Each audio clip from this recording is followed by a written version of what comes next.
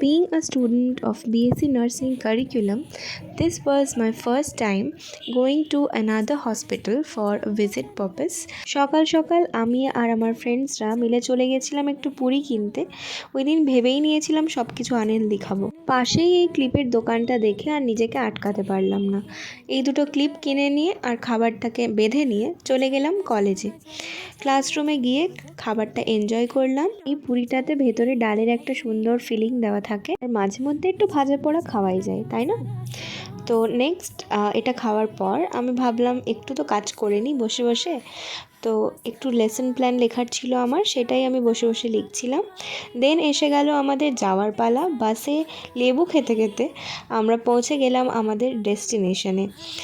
ওটা আমাদের কলেজ থেকে বেশি দূর নয়, ওই মোটামুটি 20-25 মিনিট টাইম লেগেছিল। And now it's the time to show you আমরা কোথায় গিয়েছিলাম। তো আমরা গিয়েছিলাম দিসান হসপিটালে।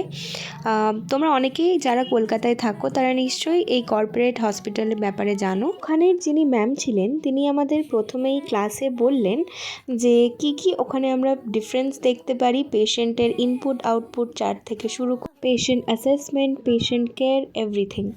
অনেক কিছু শিখে দেখে ফেরার সময় একটু লেট হয়ে গিয়েছিল, তাই লাঞ্চে বিরিয়ানি দিয়েই সেরে ফেলেছিলাম। আর তারপর আমরা ফিরে গেছিলাম আমাদের হস্টেলে।